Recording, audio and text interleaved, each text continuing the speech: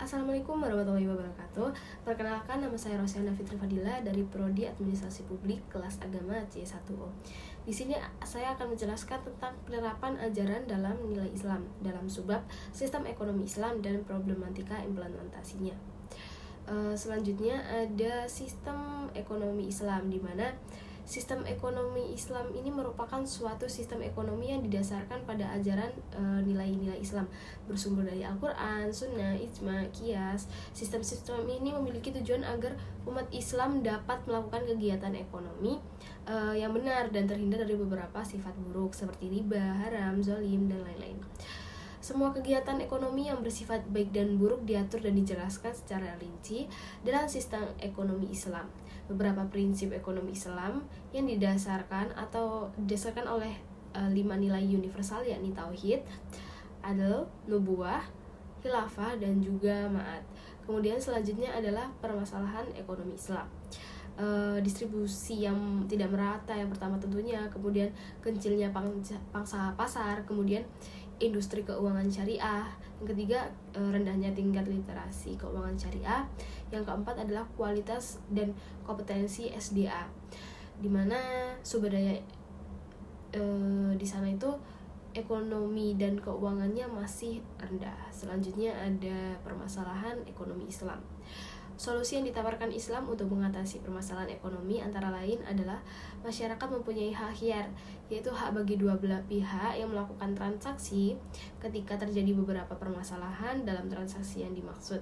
Hak khiyar sendiri terbagi menjadi khiyar takdis, khiyar aib, khiyar syarat, dan di mana masyarakat menyelesaikan dengan media al-sulh atau perdamaian. Kemudian ada karakteristik ekonomi Islam. Yang pertama yakni adil. Adil dimaknai sebagai suatu keadaan di mana semua penyusun sistem ekonomi, pelakuan hak hidup layak, dan juga penghargaan berdasarkan kontribusi yang diberikan. Kemudian yang kedua ada tumbuh sepadan. Yang dimaksud tumbuh sepadan ini yakni pertumbuhannya seimbang antara sektor keuangan dan sektor real sesuai dengan kemampuan produksi dan daya beli masyarakat. Yang ketiga adalah bermoral. Bermoral atau berakhlak mulia ditunjukkan dengan adanya kesadaran dan pemahaman setiap anggota masyarakat terhadap kepentingan bersama dan kepentingan jangka panjang yang lebih penting daripada kepentingan individu. Selanjutnya ada beradab. Perekonomian yang menjunjung tinggi nilai-nilai luhur bangsa seperti tradisi dan budaya diwariskan oleh nenek moyang sehingga tidak bertentangan dengan moralitas Islam. Selanjutnya ada penerapan ekonomi Islam. Yang pertama yakni ada perbankan dan asuransi syariah. Perbankan syariah tidak memberikan bunga pada produk melainkan nasabah atau lebih dikenal dengan sistem bagi hasil. Kemudian ada penggadian syariah. Keuntungan dari proses penggadian syariah biasanya akan dimanfaatkan untuk kepentingan umat seperti memudahkan nasabah lain untuk mendaftar haji atau membantu nasabah lain yang membutuhkan dana. Kemudian ada koperasi syariah, yakni menjadi alternatif bagi para pelaku usaha mikro, kecil, dan menengah atau UMKM dalam memperoleh suntikan modal.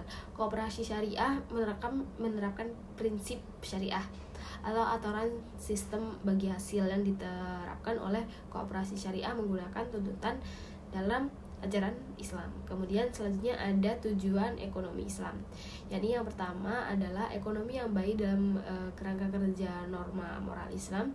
Yang kedua yakni persaudaraan dan kesejahteraan universal. Kemudian ada distribusi pendataan yang merata. Kemudian yang keempat ada kemerdekaan dari individu dalam konteks kesejahteraan sosial. Yang terakhir ada studi mengenai kenapa faktanya sedikit peminat dari pengguna bank syariah dibanding dengan bank konvensional. Di sini perbedaan tersebut bisa dilihat dari adanya perbedaan sumber daya dari kedua belah pihak, SDM dari bank syariah dan juga SDM dari bank konvensional. Dapat kita lihat di Indonesia sendiri yang memiliki bank BCA atau Mandiri sendiri itu adalah orang Cina, di mana SDM mereka lebih tinggi dibanding orang-orang yang berada di Indonesia. Jadi di sini dapat dilihat juga tingkat promosi yang dilakukan oleh bank konvensional ini lebih efektif. Karena apa? Karena mereka memberikan banyak benefit untuk para nasabah-nasabahnya yang ingin menggunakan bank konvensional tersebut. Jadi menurut saya kurang adanya seperti promosi yang dilakukan oleh bank syariah untuk bisa membuat para nasabah untuk melakukan pinjaman atau melakukan transaksi dan menabung di bank syariah itu sendiri. Sekian dari saya, kurang lebihnya mohon maaf. Wassalamualaikum warahmatullahi wabarakatuh.